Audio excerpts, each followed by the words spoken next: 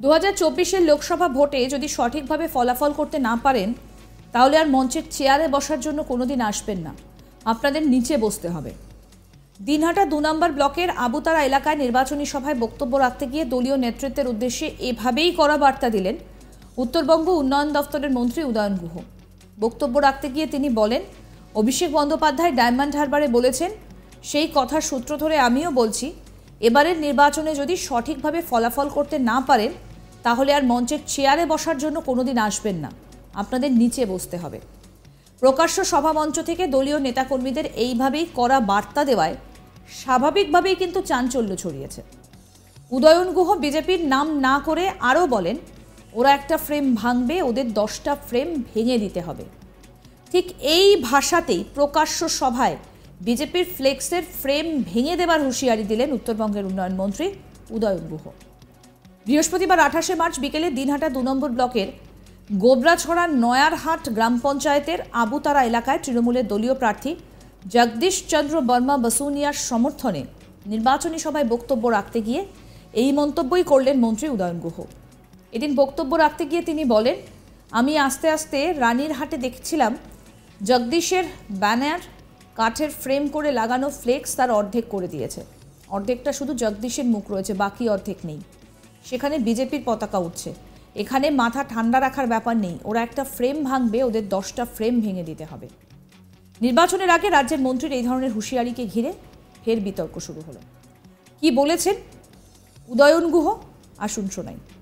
যারা মঞ্চে আমাদের নেতারা আছেন এই অঞ্চল এবং আশেপাশে, পরিষ্কারভাবে বলে দিন, আজকে চেয়ারে বসেছেন মঞ্চের ওপরে, কিন্তু আমাদের যে কাঙ্ক্ষিত ভোট, আমাদের নেতা অভিষেক বন্দ্যোপাধ্যায় ডায়মন্ড হারবারে বলেছেন, আমিও তার কথার সুর ধরে এখানে বলি যে এবারের নির্বাচনে যদি সঠিকভাবে ফলাফল করতে না পারেন তাহলে আর মঞ্চে চেয়ারে বসার জন্য কোনোদিনও আসবেন না, আপনাদের নিচে বসতে হবে।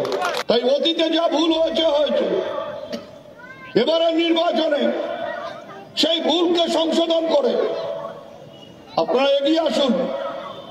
আর পাশাপাশি যারা মঞ্চে আমাদের নেতারা আছেন এই অঞ্চল এবং আশেপাশে, পরিষ্কারভাবে বলে দিন, আজকে চেয়ারে বসেছেন মঞ্চের ওপরে, কিন্তু আমাদের যে কাঙ্ক্ষিত ভোট, আমাদের নেতা অভিষেক বন্দ্যোপাধ্যায় ডায়মন্ড হারবারে বলেছেন, আমিও তার কথার সুর ধরে এখানে বলি যে এবারের নির্বাচনে যদি সঠিকভাবে ফলাফল করতে না পারেন তাহলে আর মঞ্চে চেয়ারে বসার জন্য কোনোদিনও আসবেন না, আপনাদের নিচে বসতে হবে।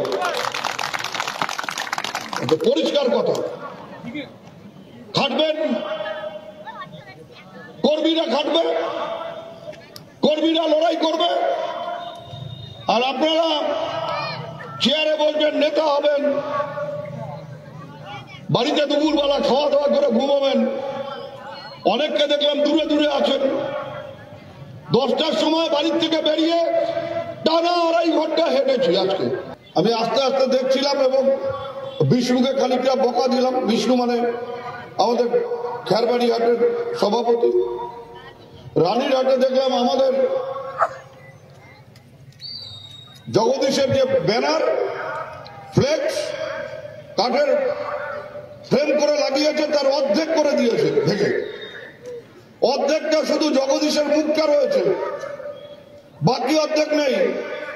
সেখানে বিজেপির পতাকা উঠছে। তাই যে পরিমল বলছিল যে মাথা ঠান্ডা রাখতে হবে, এখানে মাথা ঠান্ডা রাখার ব্যাপার নেই। ওরা একটা ফ্রেম ভাঙবে, ওদের 10টা ফ্রেম ভেঙে দিতে হবে, যে ওরা যে বুঝিয়ে দিতে হবে। আমাদের প্রতিনিধি প্রবীর কুণ্ডু কি প্রতিবেদন তুলে ধরলেন এ বিষয়ে, আসুন এবার দেখাই। লোকসভা নির্বাচনে ফলাফল যদি ভালো না হয় তাহলে তৃণমূল কংগ্রেসের নেতাদের মঞ্চের চেয়ারে বসার আর সুযোগ হবে না। কার্যত উত্তরবঙ্গ উন্নয়ন মন্ত্রী উদয়ন গুহ এমনই ফতোয়া জারি করেছেন নির্বাচনী প্রচারে গিয়ে। লোকসভা নির্বাচনের প্রচারে দিনহাটায় এভাবেই দেখা গেছে তিনি দলের কর্মীদের সতর্ক করেছেন এবং মূলত বলা যায় যে এটা সতর্ক করার চেয়ে বেশি কর্মীদের উপর রীতিমতো চাপ তৈরি করে দেওয়া, যাতে সকলের মধ্যে একটা তাগিদ থাকে যে দলের প্রার্থী জগদীশ বর্মা বসুনিয়াকে আরো বেশি ব্যবধানে জেতানোর চেষ্টা করতে, যাতে আরো বেশি করে পথে নামেন তৃণমূল কংগ্রেস কর্মীরা। এবং উদয়ন গুহ বিভিন্ন সভা থেকে এর আগেও দেখা গেছে বিভিন্নবার দলের কর্মীদের নানা কড়া ভাষায় সতর্ক করেছেন। এবারও দেখা গেল যে উদয়ন গুহ তিনি কিন্তু বলেছেন যে যারা মঞ্চে বসে আছেন, যদি লোকসভা নির্বাচনে ফলাফল তার এলাকায় ভালো না হয় তাহলে কিন্তু এই মঞ্চের চেয়ারে বসার আর কোনো সুযোগ পাবেন না এই নেতারা।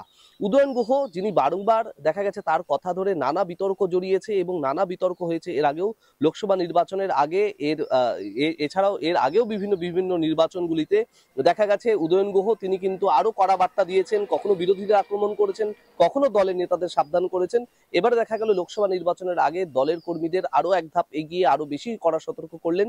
মূলত রাজনৈতিক মহল মনে করছে যে তৃণমূল কংগ্রেসের যিনি প্রার্থী জগদীশ বর্মা বসুনিয়া, তাকে জেতানোর জন্য একরকম মরিয়া হয়ে উঠেছেন উত্তরবঙ্গ উন্নয়ন মন্ত্রী উদয়ন গুহ। রাজনৈতিক মহলে শোনা যাচ্ছে যে উদয়ন গুহর উপরে রীতিমতো চাপ রয়েছে দলের, যে মন্ত্রীর এলাকার লোকসভা আসন কোনোভাবে যাতে হাতছাড়া না হয়, লোকসভা আসন যাতে অবশ্যই তৃণমূল কংগ্রেস জেতে। ইতিমধ্যেই এই কেন্দ্রের বিজেপির প্রার্থী নিশীথ প্রামাণিক, যিনি গতবার লোকসভা নির্বাচনে জিতে যিনি ইতিমধ্যে কেন্দ্রীয় মন্ত্রী ছিলেন, এবার ফের বিজেপি তাকে টিকিট দিয়েছে লোকসভা নির্বাচনে। ঠিক এই পরিস্থিতিতে হেভিওয়েট এই প্রার্থী নিশীথ প্রামাণিককে হারানোর জন্য উদয়ন গুহ তার দলের প্রার্থীকে যাতে জেতানো সম্ভব হয় সে ব্যাপারে কিন্তু একদম মরিয়া হয়ে উঠেছেন এবং সে কারণেই দলের কর্মীদের তিনি একেবারে কড়া ভাষায় সতর্ক করছেন বিভিন্ন সভামঞ্চ থেকে। 2024-এর লোকসভা ভোটে যদি সঠিকভাবে ফলাফল করতে না পারেন তাহলে আর মঞ্চের চেয়ারে বসার জন্য কোনোদিন আসবেন না, আপনাদের নিচে বসতে হবে। দিনহাটা 2 নম্বর ব্লকের আবুতারা এলাকার নির্বাচনী সভায় বক্তব্য রাখতে গিয়ে দলীয় নেতৃত্বের উদ্দেশ্যে এভাবেই কড়া বার্তা দিলেন উত্তরবঙ্গ উন্নয়ন দফতরের মন্ত্রী উদয়ন গুহ। বক্তব্য রাখতে গিয়ে তিনি বলেন, অভিষেক বন্দ্যোপাধ্যায় ডায়মন্ড হারবারে বলেছেন, সেই কথার সূত্র ধরে আমিও বলছি, এবারে নির্বাচনে যদি সঠিকভাবে ফলাফল করতে না পারেন তাহলে আর মঞ্চের চেয়ারে বসার জন্য কোনোদিন আসবেন না, আপনাদের নিচে বসতে হবে। কি বলছেন উদয়ন গুহ, আসুন শোনাই।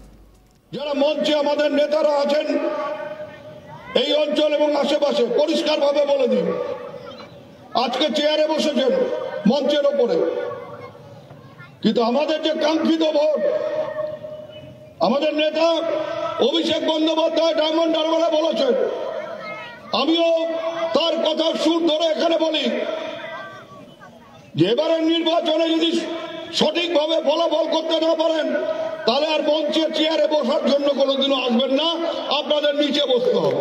তাই অতীতে যা ভুল হয়েছে, এবারের নির্বাচনে সেই ভুলকে সংশোধন করে আপনারা এগিয়ে আসুন। আর পাশাপাশি যারা মঞ্চে আমাদের নেতারা আছেন এই অঞ্চল এবং আশেপাশে, দেখতে থাকুন আজ তাক বাংলার ইউটিউব চ্যানেল, সাবস্ক্রাইব করুন।